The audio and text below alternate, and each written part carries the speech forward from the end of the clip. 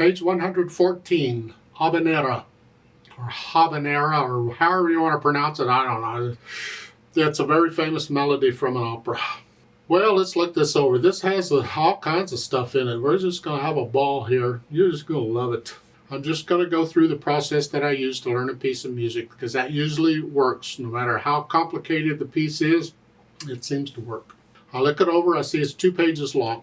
It's actually longer than that because we have repeat sign, whatever, but it's 2 pages of music to deal with, and that's what I'm after. The clef signs are treble and bass clef, at least to start. The key signature's 1 flat. It'd be F major or D minor, but we're studying the key of D minor because you know this is going to be in D minor, but do the scales, the F major scale and the D minor scale. And I recommend you go ahead and start doing the arpeggios too. 1 octave is all, just 1 octave, and it's the tremolo exercise and the accents in the arpeggio that will do you the most good. So do those F major and D minor arpeggios also.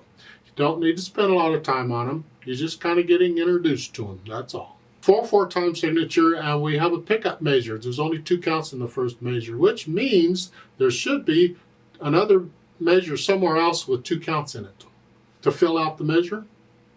If you look around, you'll see there isn't. Every other measure has 4 counts in it. In my opinion, that is an error. This should not happen. It doesn't affect how we play it. We're still going to come in on beat 3 because we know those other 2 counts are supposed to be there someplace. I mean, at the very least, they could have just given us 2 beats of rest at the beginning to just fill out, just to make it correct as far as music theory goes.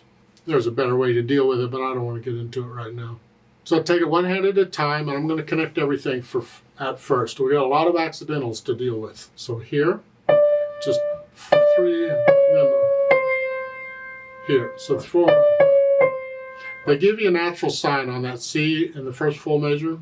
You don't need the natural. It's a natural anyway, because the C sharp's only good for that other measure. But they're being clear, and that's what's important. So the natural sign is nice to have.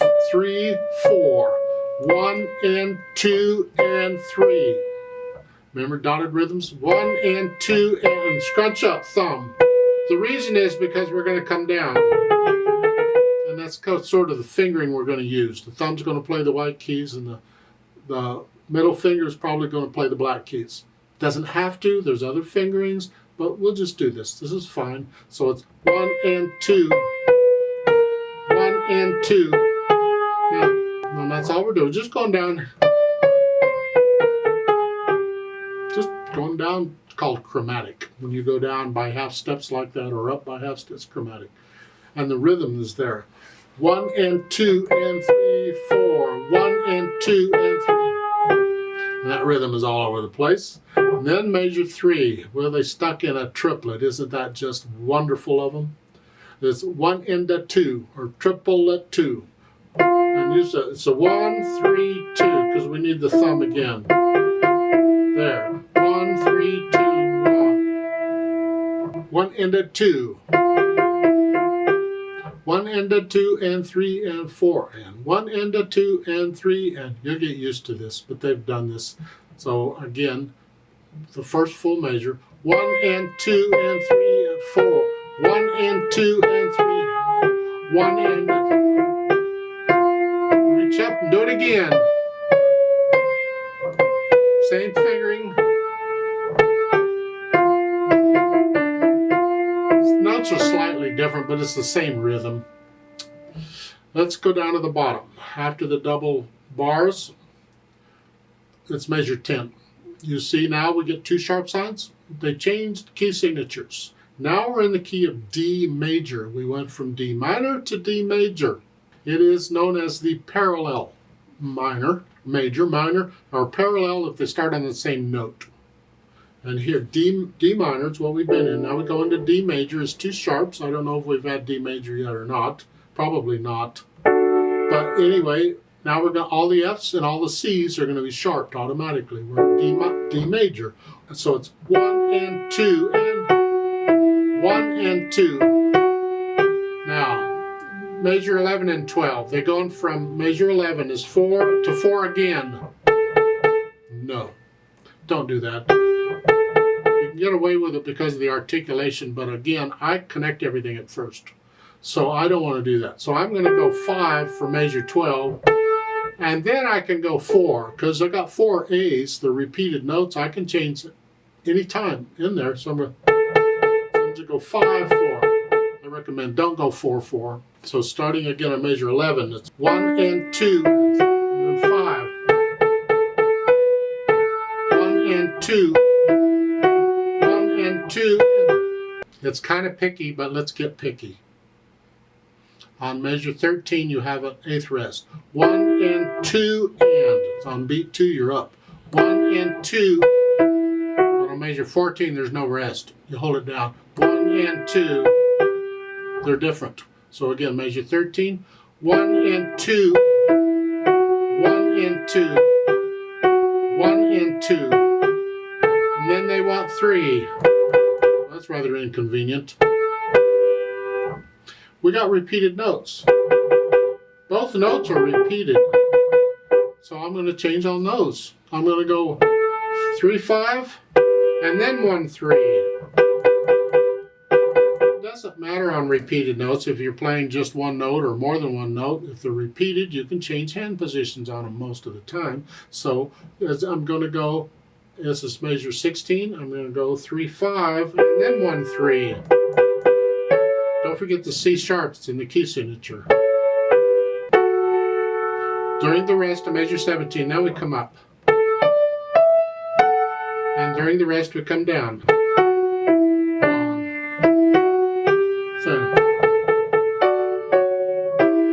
2. I would rather not. This is measure 20 and 21.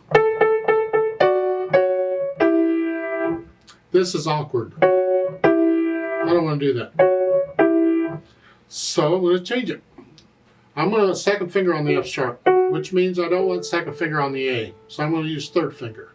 So it's third finger at first, and then change it, and then here. I can do that. I can do that too, whichever. The point is I'm not going from here to here.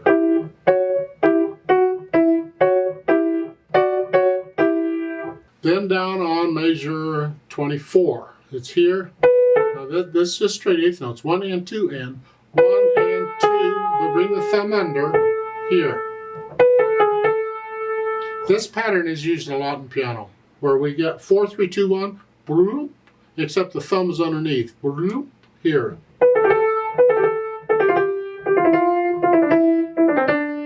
Just a really easy way of doing it eventually. It takes a little practice, and that's all this is. And then 4th finger. Remember we're in 2 sharps here.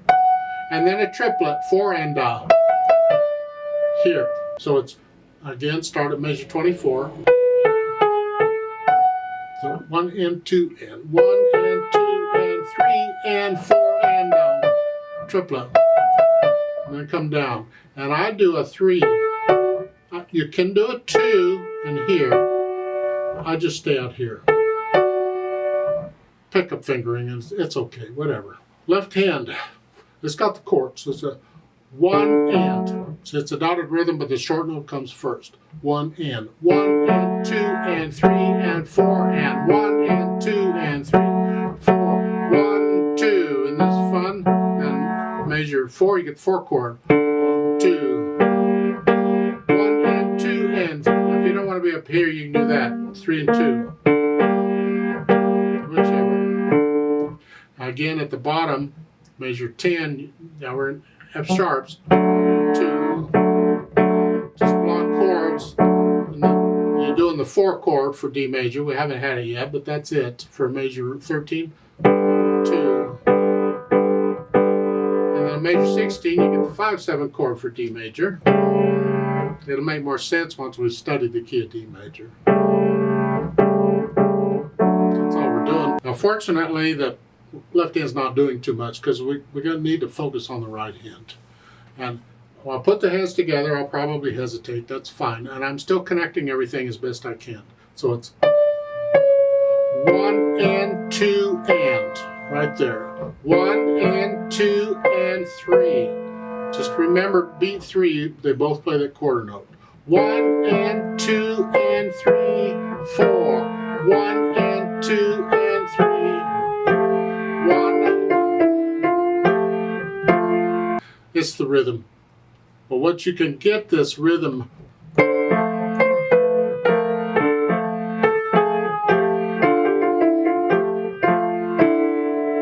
the rhythm is not too bad. Ha ha. Makes sense, I guess. Once you get anything, it's not too bad, is it? Go down to what? Measure 10 again, the key change. 1, so 1 and 2. 1 and 2.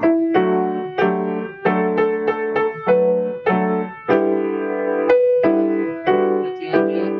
That's basically the rhythm. Let's go down to the last line there. Measure 23, we're here. 1 and 2. Left hand is it, and then lift the left hand up for the triplet.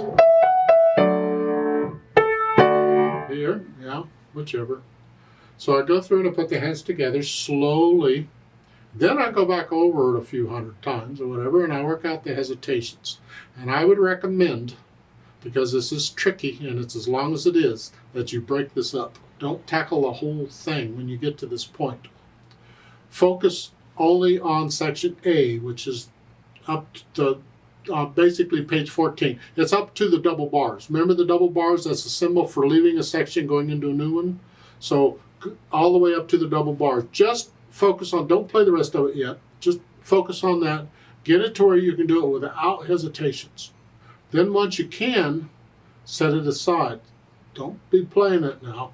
Now focus on section B, which is the rest of it, the D major portion. And get all of that where you can play it with no hesitations. And then once you can do that, then go back and put it all together. You'll still be able to play section A again. It's okay. You will not have forgotten it. You'll get it all. It's a much more efficient way to practice than always trying to go through the whole thing.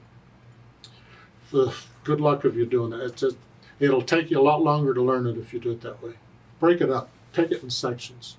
And once I have it with no hesitations, then I add the articulation. We have staccatos are short, and I'm flexing at the wrist on this.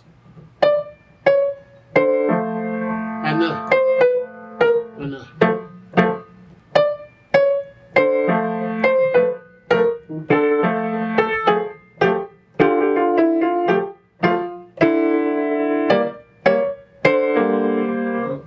I'm using my own fingering here because I have a habit of that, but fingering in the book is fine, but just add in the articulation, the staccatos and things.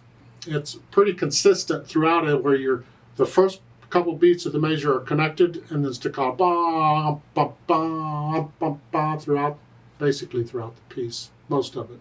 The fermata there on measure 24, you just hold that out as long as you need the quarter note. As long as you feel right, and then go on. Accent on the end, a little louder, that's all. If I play it with a metronome, I'll double the value of the F sharp, 2 counts instead of 1, and then go on, because I got to stay with the metronome. Now once I have an idea of the articulation, then I try the dynamics. It starts out P, that's soft, piano soft. That's the melody, it's the right hand. These chords, got to be very soft.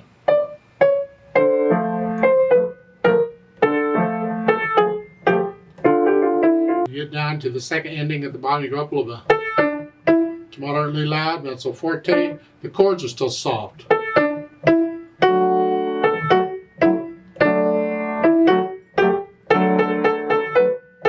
You're staying there until you get to measure 17. Now you go up to loud. Loud here, the chords are in the background. Soft.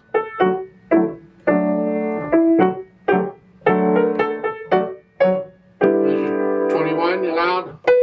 The accent makes it very loud. I don't know that you need accents on them when it's loud. Just play it loud, soft.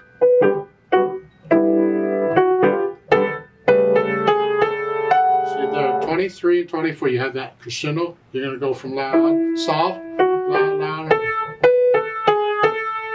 There. That's the climax of the piece. It's loud, and the rest of it's loud. With the accent, bum, bum. Wow. So get an idea of the dynamics, and then we think about the speed. This is not a fast piece. Mar alto's somewhere in the middle, about where I've been going, I think. You have first and second endings at the bottom. So on the repeat sign of measure 8, you go back to the reverse repeat sign at the top, play the whole mess again, and then you play the rest of it. They've added pedal. Okay, we could use pedal in places. We just want to be careful not to mess up the staccatos. We need those staccatos. They're important. If you want to add pedal, it's adding the overtones for the longer held notes. It's for effect, really. You'll learn it without pedal first. Make sure the hands and fingers are doing what they're supposed to do. I'm going to push the pedal down pretty much with the notes here at the beginning. And then I'm going to lift the pedal when I play the staccato note.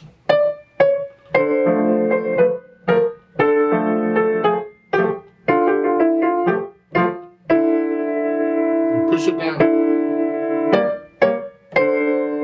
And throughout. That's pretty much it. Down at the bottom of the key change, again, you're just pedaling basically the first 2 beats of the measure.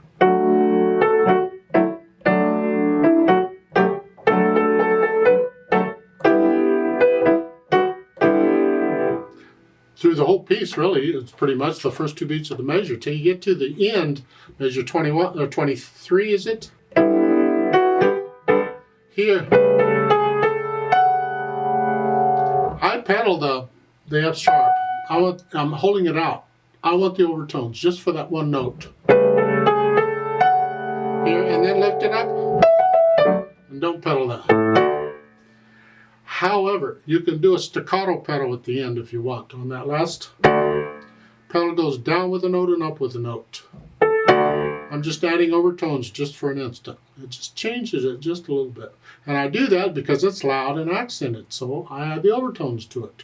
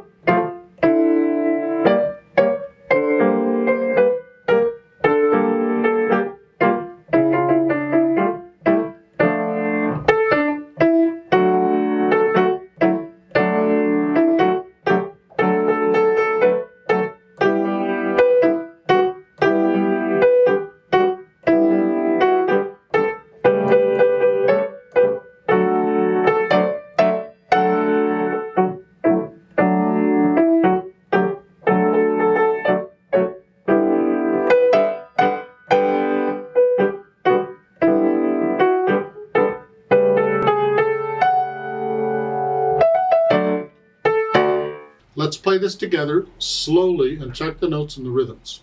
I'm not going to do louds and softs. I'll do the pedaling like they're showing. I'll give us 2 counts because we're coming on beat 3. Ready, go, and then we come in. We're going to go really slow. We'll do the repeat, the whole bit. I'm just not doing the dynamics. The fermata there on the quarter note, I'm going to hold the quarter note 2 counts because I got to stay with the metronome. Ready, go.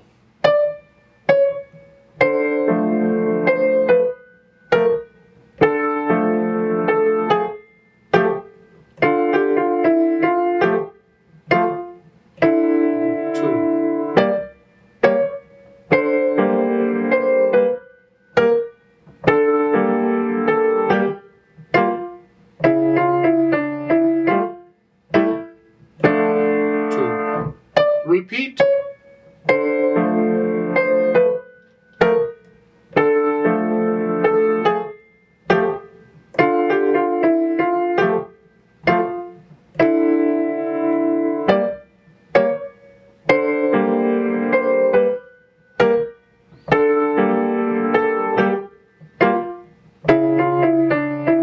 Second ending.